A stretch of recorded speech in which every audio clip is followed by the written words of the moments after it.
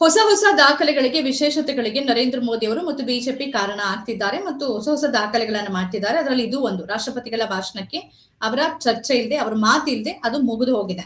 ಇನ್ನೊಂದ್ ಕಡೆ ಇಲ್ಲಿ ಬಹಳ ಶಾಕಿಂಗ್ ಅಂತ ಅನ್ಸೋದು, ಸ್ಪೀಕರ್ ಹೇಳ್ತಾರೆ ನಾನೇ ಪ್ರಧಾನಿಗಳನ್ನ ಬರಬೇಡಿ ಅಂತ ಸಲಹೆ ಕೊಟ್ಟಿದ್ದೆ ಅಂತ.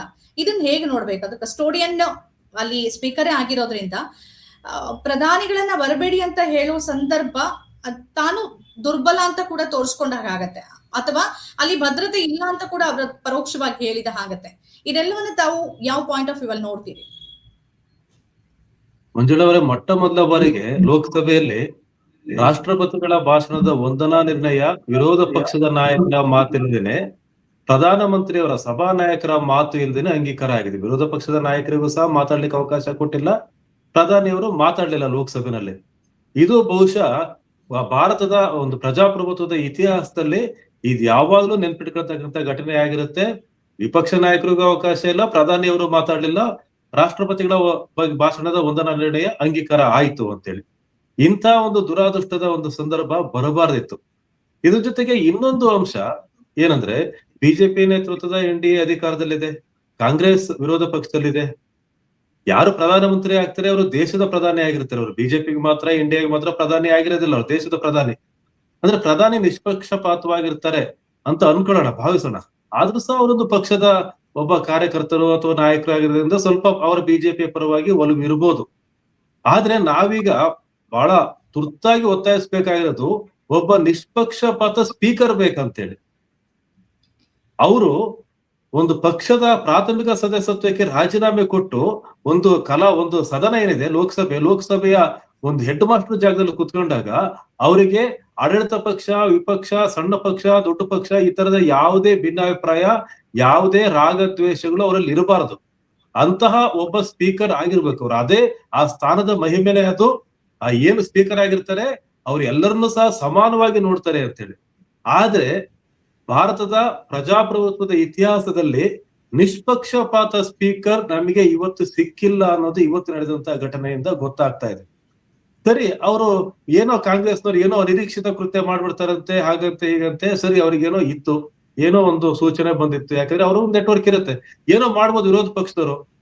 ಏನು ರಾಹುಲ್ ಗಾಂಧಿ ಅವ್ರು ಹೇಳ್ತಾ ಇದ್ರು, ಪ್ರಧಾನಮಂತ್ರಿ ಅವರಿಗೆ ನಾನು ಪುಸ್ತಕವನ್ನ ಕೊಡ್ತೀನಿ, ಉದಾಹರಣೆಗೆ ಅಷ್ಟೇ, ಇದು ಏನ್ ಮಾಡ್ತಿದ್ರು ಗೊತ್ತಿಲ್ಲ ಅವ್ರ ಯೋಚನೆ, ಏನಾದ್ರೂ ಒಂದು ಮಾಡ್ಬೋದಿತ್ತು. ಆದ್ರೆ ಸ್ಪೀಕರ್ ಆ ಇಡೀ ಸದನದ ಸಂಪೂರ್ಣ ಅಧಿಕಾರ ಅವರಿಗಿರುತ್ತೆ. ಅಲ್ಲಿ ಪ್ರಧಾನಿಯವರೇ ಆಗಿರ್ಲಿ, ಸಭಾ ನಾಯಕರೇ ಆಗಿರ್ಲಿ, ವಿರೋಧ ಪಕ್ಷದ ನಾಯಕರೇ ಆಗಿರ್ಲಿ, ಒಂದ್ಸರಿ ಅವರು ರೂಲಿಂಗ್ ಕೊಟ್ರು ಅಂತಂದ್ರೆ ಅದನ್ನ ಯಾರೂ ಮೀರೋದಿಲ್ಲ, ಯಾರು ಮೀರೋಕ್ ಸಾಧ್ಯನೂ ಇಲ್ಲ. ಅಂತಹ ಒಂದು ಅಧಿಕಾರ ಅವರಿಗಿರುತ್ತೆ. ಸುಪ್ರೀಂ ಕೋರ್ಟ್ ಸಹ ಸ್ಪೀಕರ್ ಅವರು ಆಡಿದಂತಹ ಮಾತುಗಳಿಗೆ, ಅವರು ತೆಗೆದುಕೊಂಡಂತಹ ಕ್ರಮಗಳಿಗೆ ಮಧ್ಯಪ್ರವೇಶ ಮಾಡ್ಲಿಕ್ಕೆ ಹಿಂದೆ ಮುಂದೆ ನೋಡ್ಬೇಕಾದಂತಹ ಸ್ಥಿತಿ ಇದೆ. ಅಷ್ಟು ಭದ್ರವಾಗಿದೆ ನಮ್ಮ ಸಂವಿಧಾನ. ಆದ್ರೆ ಸ್ಪೀಕರ್ ಅವರೇ ಪ್ರಧಾನಿಯವರಿಗೆ ನೀವು ಬರಬೇಡಿ ಅಂತ ಹೇಳ್ತಾರೆ ಅಂತಂದ್ರೆ, ಸ್ಪೀಕರ್ ಅವರು ಅಂತಹ ಯಾವುದೋ ಒಂದು ಅನಿರೀಕ್ಷಿತ ಕೃತ್ಯ ನಡೆಯಿತು ಅಂತ ಒಂದು ಸಂದರ್ಭದಲ್ಲಿ ಯಾವುದೇ ಕ್ರಮ ನನ್ನ ಕೈಯಲ್ಲಿ ತಗೊಳ್ಳಕ್ ಆಗೋದಿಲ್ಲ, ನಾನು ಅಸಹಾಯಕನಾಗ್ಬಿಡ್ತೇನೆ, ಅಲ್ಲಿ ಏನೋ ಒಂದು ಘಟಿಸುತ್ತೆ, ನನ್ಗೇನೋ ಮಾಡಕ್ಕಾಗಿಲ್ಲ ಅಂತ ಸ್ವತಃ ಅವರೇ ಅಂದ್ಕೊಂಡ್ಬಿಟ್ರ. ಇಂತಹ ಸ್ಥಿತಿ ಭಾರತದ ಪ್ರಜಾಪ್ರಭುತ್ವಕ್ಕೆ ಖಂಡಿತವಾಗ್ಲೂ ಬರಬಾರ್ದಿತ್ತು. ಪ್ರಧಾನಿಯವರು ಲೋಕಸಭೆಯಲ್ಲೇ ಮಾತಾಡ್ಬೇಕಾಗಿತ್ತು, ಲೋಕಸಭೆಯಲ್ಲೇ ಅವ್ರು ಏನು ಅಭಿಪ್ರಾಯ ಇದೆ ಹೇಳ್ಬೇಕಾಗಿತ್ತು ಅವರು. ಓಕೆ, ಈಗ 2-3 ಪ್ರಶ್ನೆಗಳು ಬರುತ್ತೆ. ಒಂದು, ಪ್ರಧಾನಿಯವರನ್ನ ಒಂದು ಕಾಪಾಡೋಕಾಗಿ ಸ್ಪೀಕರ್ ಅದನ್ನ ಹೇಳಿರ್ಬೋದು. ಪ್ರಧಾನಿಯವರಿಗೆ ಧೈರ್ಯದ ಬಗ್ಗೆ ಮಾತಾಡ್ತಾರೆ. ಒಂದು ವಿಪಕ್ಷದ ಎದುರಿಗೆ ನಿಂತು ಧೈರ್ಯವಾಗಿ ಭಾಷಣ ಮಾಡೋದು ಬೇರೆ, ಅವ್ರು ಎತ್ತಿರೋ ಪ್ರಶ್ನೆಗಳಿಗೆ ಉತ್ತರ ಕೊಡೋದು ಬೇರೆ.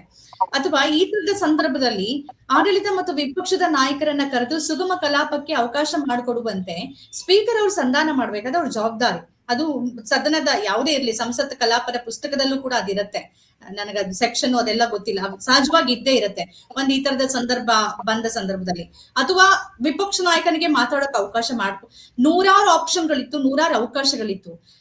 ಆದ್ರೆ ಸ್ಪೀಕರ್ ಒಂದು ಈಗೋ ಅಹಂಗೆ ಬಿದ್ರ, ನಾನ್ ಕೊಡೋದಿಲ್ಲ ಅಂದ್ರೆ ಇದು ನನ್ನ ಮನೇಲಿ ನೀನ್ ಹೇಳ್ದಂಗೆ ಕೇಳಬೇಕು ಅನ್ನೋ ರೀತಿಯಲ್ಲಿ, ಅಂದ್ರೆ ಸದನ ಸಂಸತ್ತು ಆ ಗೌರವ ಸ್ಪೀಕರ್ಗೆ ಇದ್ದಂತೆ ಕಾಣೋದಿಲ್ಲ.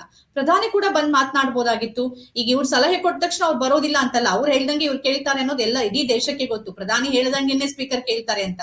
ಹಾಗಿರುವಾಗ ಬಂದು ಉತ್ತರ ಕೊಡುವಂತ ಧೈರ್ಯ ಮತ್ತು ಮಾತಾಡೋದಕ್ಕೆ ಏನ್ ಸಂಪ್ರದಾಯ ಇದೆ ಆ ಸಂಪ್ರದಾಯನ ಪಾಲಿಸಬೇಕಾಗಿತ್ತು. ನಾನು ಎಲ್ಲೂ ಮಾತಾಡಲ್ಲ, ನನ್ನ ಪ್ರೆಸ್ ಮೀಟ್ ಅಲ್ಲೂ ಮಾತಾಡಲ್ಲ, ನನ್ನ ಸೆಷನ್ ಅಲ್ಲೂ ಮಾತಾಡಲ್ಲ, ನನಗ್ ಮನ್ಸಿಗೆ ಬಂದಾಗ ನಾನು ಮಾತಾಡ್ತೀನಿ ಅಂತಂದ್ರೆ ಇದೇನು democracy? Sorry to say this sir. ಲೋಕಸಭೆಯಲ್ಲೇ ಮಾತಾಡಿಲ್ಲ ಪ್ರಧಾನಿಯವರು, ಆದ್ರೆ ರಾಜ್ಯಸಭೆಯಲ್ಲಿ ಮಾತನಾಡಿದ್ರು. ರಾಜ್ಯಸಭೆಯಲ್ಲೂ ಸಹ ಅಲ್ಲಿ ವಿರೋಧ ವ್ಯಕ್ತವಾಯಿತು, ಘೋಷಣೆಗಳು ಬಂತು.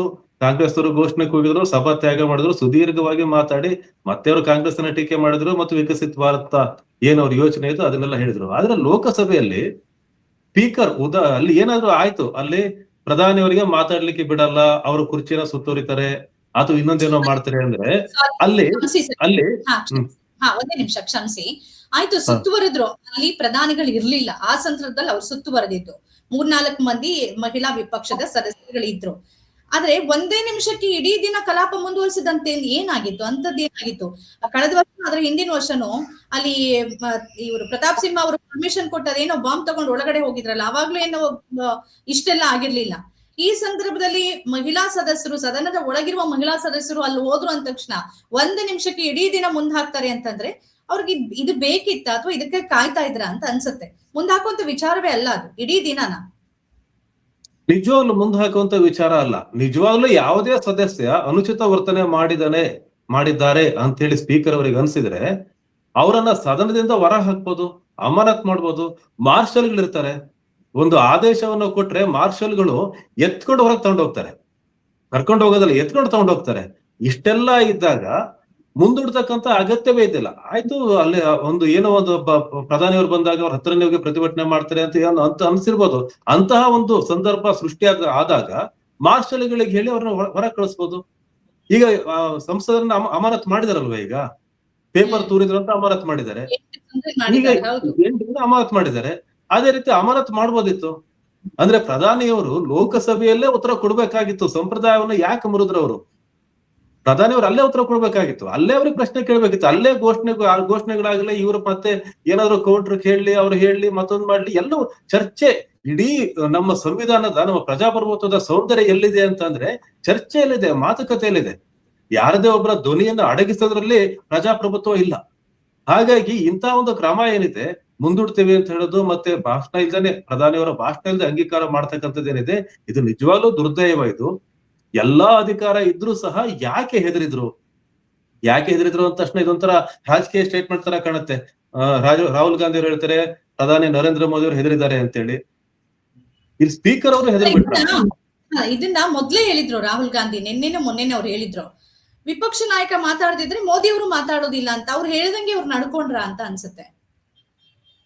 ಇದು ಒಂದ್ ರೀತಿ ಕಾಕತಾಳಿ. ಅವ್ರು ಹೇಳಿದ್ರು, ಈ ಹೇಳಿಕೆ ಸ್ಟೇಟ್ಮೆಂಟ್ ಕೊಟ್ಟಿದ್ರು ರಾಹುಲ್ ಗಾಂಧಿ ಅವರು.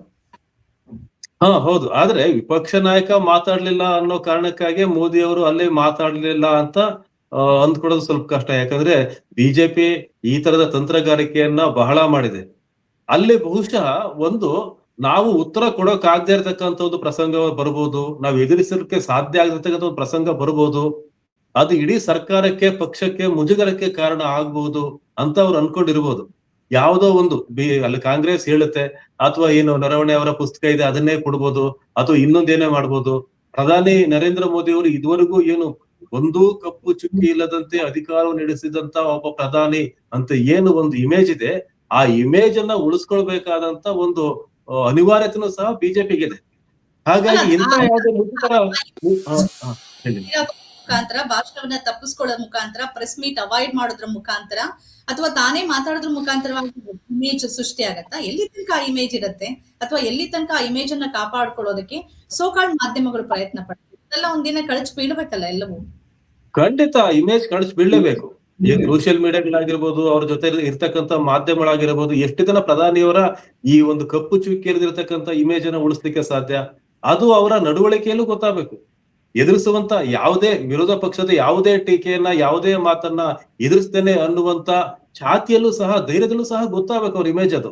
ಆದ್ರೆ ಇದನ್ನ ಮಾಡ್ಲಿಲ್ಲ ಅಂತಂದ್ರೆ ನಿಜವಾಗ್ಲೂ ಪ್ರಧಾನಿಯವರಿಗೆ ಇರ್ತಕ್ಕಂಥ, ಇವ್ರು ಏನು ಸೃಷ್ಟಿ ಮಾಡಿರ್ತಕ್ಕಂಥ ಇಮೇಜ್ ಏನಿದೆ, ಆ ಇಮೇಜ್ ಒಡೆದು ಹೋಗ್ತಕ್ಕಂತ ದಿನ ಖಂಡಿತವಾಗ್ಲೂ ಹತ್ರ ಇದೆ. ಹಾಗಾಗಿ ಏನು ಇಮೇಜ್ ಅನ್ನ ಉಳಿಸ್ಕೊಳ್ಳಕ್ಕಾಗಿ ಬಿಜೆಪಿ ಇವೆಲ್ಲಾ ಪ್ರಯತ್ನವನ್ನ ಮಾಡಿದೆ. ಬಹುಶಃ ಇದು ಬಿಜೆಪಿಗೆ ಉಲ್ಟಾ ಆಗುತ್ತೆ ಮುಂದಿನ ದಿನಗಳಲ್ಲಿ. ಉತ್ತರಿಸಲು ಸಾಧ್ಯವಾಗದ ಪ್ರಧಾನಿ ಮತ್ತು ನಿಷ್ಪಕ್ಷಪಾತವಾಗಿ ವರ್ತಿಸದ ಸ್ಪೀಕರ್, ಇವೆಲ್ಲವೂ ಸಹ ಬಿಜೆಪಿಯ ಇತಿಹಾಸದಲ್ಲೂ ಕಳಂಕ ಆಗುತ್ತೆ. ಈ ಕಳಂಕವನ್ನು ಆದಷ್ಟು ಬೇಗ ತೊಳ್ಕೋಬೇಕು ಅವರು. ಇಲ್ಲ ಅಂತಂದ್ರೆ ಅವ್ರಿಗೆ ಮುಂದಿನ ದಿನದಲ್ಲೇ ಭವಿಷ್ಯ ಇಲ್ಲ. ಮತ್ತು ಕಾಂಗ್ರೆಸ್ ಸಹ ವಿರೋಧ ಪಕ್ಷವಾಗಿ ಸ್ವಲ್ಪ ಅಗ್ರೆಸಿವ್ ಆಗಿ ಮಾತಾಡುತ್ತೆ. ವಿರೋಧ ಪಕ್ಷವಾಗಿ ಲೋಕಸಭೆಯ ವಿರೋಧ ಪಕ್ಷದ ನಾಯಕನಿಗೆ ಮಾತಾಡ್ಲಿಕ್ಕೆ ಅವಕಾಶ ಕೊಡ್ಲಿಲ್ಲ ಅಂತ ಅಂದಾಗ, ಒಂದು ಹಕ್ಕನ್ನ ಕಸಿದುಕೊಂಡಾಗ, ಮಾತಾಡಬಾರದು ಅಂತ ರೂಲಿಂಗ್ ಅನ್ನ ಕೊಟ್ಟಾಗ ಕಾಂಗ್ರೆಸ್ನ ಸದಸ್ಯರು ಸಹಜವಾಗಿ ಆಕ್ರೋಶಿತರಾಗಿರ್ತಾರೆ, ಪ್ರತಿಭಟನೆಯನ್ನ ಮಾಡ್ತಾರೆ, ಸ್ಲೋಗನ್ ಕೂಗ್ತಾರೆ. ಈ ರೀತಿ ಆಡಳಿತ ಪಕ್ಷ ಮತ್ತು ಕಾಂಗ್ರೆಸ್ ವಿರೋಧ ಪಕ್ಷದ ನಡುವೆ ಈ ರೀತಿಯಾದಂತ ಭಿನ್ನಾಭಿಪ್ರಾಯ ಕಲಾಪವನ್ನು ನಡೆಸಲು ಸಾಧ್ಯ ಆಗದೆ ಇರ್ತಕ್ಕಂಥ ಪರಿಸ್ಥಿತಿ ಉದ್ಭವ ಆದಾಗ ಸಭಾನಾಯಕರನ್ನ ಕರೆದು ಮಾತನಾಡಿ ಬಗೆಹರಿಸಿ ಈ ರೀತಿ ಮಾಡೋಣ, ಮತ್ತೆ ಸೇರೋಣ, ಚರ್ಚೆಯನ್ನ ಮಾಡೋಣ, ಮುಂದುವರ್ಸೋಣ ಅಂತ ಹೇಳಿ ಕರ್ನಾಟಕದ ವಿಧಾನಸಭೆ ಎಷ್ಟೋ ಬಾರಿ ಆಗಿದೆ. ಈ ಹಿಂದೆ ಲೋಕಸಭೆನೂ ಆಗಿತ್ತದು. ಅಂತ ಈ ಬಾರಿನೂ ಒಂದು ವಾತಾವರಣವೇ ಇಲ್ಲ ಅಂತ ಅಂದ್ರೆ ಕಳೆದ ಬಾರಿನೂ ಗೊಂದಲ ಉಂಟಾದ ಸಂದರ್ಭದಲ್ಲಿ ಯುಟಿ ಖಾದರ್ ಇಬ್ರು ಕಡೆಯವ್ರನ್ನ ಕರೆದು ಮಾತನಾಡಿದ್ರು, ಸುಗಮ ಕಲಾಪಕ್ಕೆ ಅವಕಾಶ ಮಾಡ್ಕೊಡಿ ಅಂತ. ಈ ಬಾರಿನೂ ಇವರು ಮನ್ರೇಗಾ ವಿಚಾರಕ್ಕೆ ಅಧಿವೇಶನ ಕರೆದ್ರೆ ಅದನ್ನ ಸಂಪೂರ್ಣವಾಗಿ ವಿಪಕ್ಷ ಹಾದಿ ತಪ್ಪಿಸ್ತು. ಅದ್ ಅವ್ರ ಉದ್ದೇಶ ಇತ್ತು, ಅವ್ರ ಅದನ್ನ ಮಾಡಿದ್ರು. ಹಾಗಂತ ಅವ್ರಿಗೆ ಮಾತಾಡೋಕೆ ಅವಕಾಶ ಕೊಡದೇ ಇದ್ರೆ ಡೆಮೋಕ್ರಸಿ ಎಲ್ಲಿ ಉಳಿಯತ್ತೆ? ಹೌದು, ಇಂತಹ ಸಂದರ್ಭ ಬಂದಾಗ ಆಡಳಿತ ಪಕ್ಷ ಮತ್ತು ವಿರೋಧ ಪಕ್ಷದ ನಾಯಕರನ್ನ ಕೂರಿಸ್ಕೊಂಡು ಚರ್ಚೆ ಮಾಡಿ ಸುಗಮ ಕಲಾಪಕ್ಕೆ ಏನ್ ಮಾಡ್ಬೋದು ಅಂತ ಹೇಳಿ ನಂತರ ಮಾತಾಡಿ ಚರ್ಚೆ ಮಾಡಿ ಮತ್ತೆ ಸದನದ ಒಳಗೆ ಬಂದು ಅವರೊಂದು ಸ್ಟೇಟ್ಮೆಂಟ್ ಅನ್ನ ಕೊಟ್ಟು ಇವರೊಂದು ಸ್ಟೇಟ್ಮೆಂಟ್ ಅನ್ನ ಕೊಟ್ಟು ಅವೆಲ್ಲ ತಣ್ಣಗೆ ಮಾಡಿ ಸುಗಮ ಕಲಾಪಕ್ಕೆ ದಾರಿ ಮಾಡ್ಬೋದಾಗಿತ್ತು. ಬಜೆಟ್ ಬಗ್ಗೆ ಚರ್ಚೆ ಆಗ್ಬೇಕಿನ್ನು, ಇನ್ನು ಎಷ್ಟೋ ವಿಷಯಗಳಿದಾವೆ ಮಾತಾಡ್ಲಿಕ್ಕೆ. ಇವ್ ಯಾವ್ದನ್ನು ಮಾತಾಡ್ದೇನೆ ವಿರೋಧ ಪಕ್ಷದವ್ರು ಏನ್ ಬೇಕಾದ್ರೂ ಕೂಗಾಡ್ಲಿ, ಏನ್ ಬೇಕಾದ್ರೂ ಮಾತಾಡ್ಲಿ, ಏನ್ ಬೇಕಾದ್ರೂ ಘೋಷಣೆ ಕೂಗ್ಲಿ, ಅವ್ರು ಏನಾದ್ರೂ ಮಾಡ್ಲಿ, ನಾವ್ ಹೀಗೆ ಮಾಡೋದು. ಪ್ರಧಾನಿ ಅವ್ರು ಮಾತಾಡಲ್ಲ ಅಂದ್ರೆ ಮಾತಾಡಲ್ಲ, ಅವ್ರು ಮಾತಾಡಕ್ ಬಿಡಲ್ಲ, ಅವ್ರಿಗೆ ಮಾತಾಡಕ್ ಬಿಡಲ್ಲ ಅಂತ ಅಂದ್ರೆ ನಾವು ಏನ್ ನಿರೀಕ್ಷೆ ಮಾಡ್ಬೋದು? ಲೋಕಸಭೆ ಅಂತ ದೇಶದ ಎಲ್ಲಾ ದಿಗ್ಗಜರು ಇರತಕ್ಕಂತ ಆ ಸದನದಿಂದ ನಾವೇನ್ ನಿರೀಕ್ಷೆ ಮಾಡ್ಬೋದು? ಕೊನೆಯದಾಗಿ, ಇತ್ತೀಚಿನ ವರ್ಷಗಳಲ್ಲಿ ವಿಪಕ್ಷಗಳಿಗೆ ಆಡಳಿತ ಪಕ್ಷದ ನೀತಿ ನಿರೂಪಣೆಯ ವಿರುದ್ಧ ಹೋರಾಡೋದಕ್ಕಿಂತ ಸ್ಪೀಕರ್ ನಡೆ ವಿರುದ್ಧ ಹೋರಾಡೋದೇ ಹೆಚ್ಚಾಗ್ಬಿಟ್ಟಿದೆ. ನಾವು ನೋಡಿದ್ವಿ, ಕಳೆದ ಬಾರಿ ಅಂತೂ ರಾಜ್ಯಸಭೆಯಲ್ಲಿ ಧನ್ಕರ್ ಅವರು ವರ್ಸಸ್ ಹಕ್ಕುಚ್ಯುತಿ ಮಂಡನೆ ತನಕ ಹೋಗ್ಬಿಟ್ಟಿತ್ತು, ಮೊದಲ ಬಾರಿಗೆ. ಅದು ಕೂಡ ಇತಿಹಾಸದಲ್ಲಿ ಮೊದಲ ಬಾರಿಗೆ. ಇಲ್ಲಿ ಓಂ ಬಿರ್ಲಾ 120-130 ಜನ ಒಟ್ಟೊಟ್ಟಿಗೆ ಅಮಾನತ್ ಮಾಡಿದ್ರು.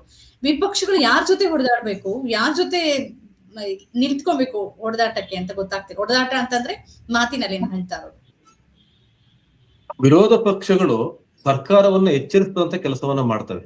ಅದು ವಿರೋಧ ಪಕ್ಷಗಳ ಬಹಳ ಮುಖ್ಯವಾದ ಜವಾಬ್ದಾರಿ.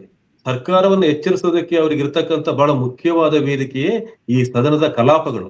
ಅಲ್ಲಿಯೇ ಅವರು ಮಾತಾಡ್ಬೇಕು, ಅಲ್ಲಿಯೇ ಅವರು ಎಕ್ಸ್ಪ್ರೆಸ್ ಮಾಡ್ಬೇಕು ಮತ್ತು ಅವರ ಟೀಕೆಗಳನ್ನ ಸಕಾರಾತ್ಮಕವಾಗಿ ಆಡಳಿತ ಪಕ್ಷ ಸ್ವೀಕಾರ ಮಾಡಿ ಅದಕ್ಕೆ ಒಂದು ಉತ್ತರವನ್ನ ಕೊಡ್ಬೇಕು.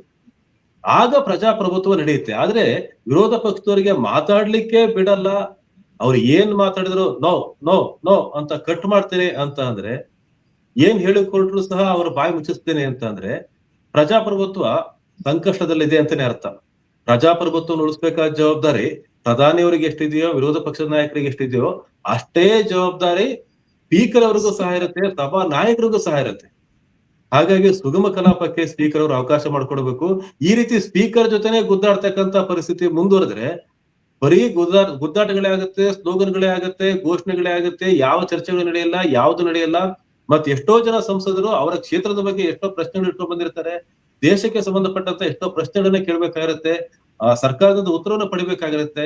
ಇದ್ ಯಾವುದು ಆಗದೇನೆ ಗಲಾಟೆಗಳೇ ಆಗಿ ಕೊನೆಗೆ ಯಾವ್ದೋ ಒಂದು ಮಸೂದೆ ಏನ್ ಮಂಡಿಸ್ಬೇಕು ಅಂದಿರ್ತಾರೆ ಅದನ್ನ ಧ್ವನಿಮತದಲ್ಲಿ ಅಂಗೀಕಾರ ಮಾಡ್ಕೊಂಡು ಈ ಸದನವನ್ನ ಮುಕ್ತಾಯ ಮಾಡ್ತಕ್ಕಂತ ಒಂದು ದಿನ ಬಂದೇ ಬರುತ್ತೆ. ಅಲ್ಲ, ಅದೇ ಸಂಪ್ರದಾಯ ನಡೀತಿರೋದು, ಅದು ದುರದೃಷ್ಟ. ಗೊತ್ತಿಲ್ಲ ಈ ತರದ ಬೆಳವಣಿಗೆ ಆದ್ರೆ ಪ್ರಜಾಪ್ರಭುತ್ವ ಯಾವ ರೀತಿ ಉಳಿಯತ್ತೆ ಅಂತ. ಹೊನ್ನಳ್ಳಿ ಚಂದ್ರಶೇಖರ್ ಅವರು ಇಷ್ಟೊತ್ತಿ ವಿಚಾರದ ಬಗ್ಗೆ ತಮ್ಮ ಹಂಚ್ಕೊಂಡಿದ್ದು ಧನ್ಯವಾದ ತಮಗೆ. ನಮಸ್ಕಾರ.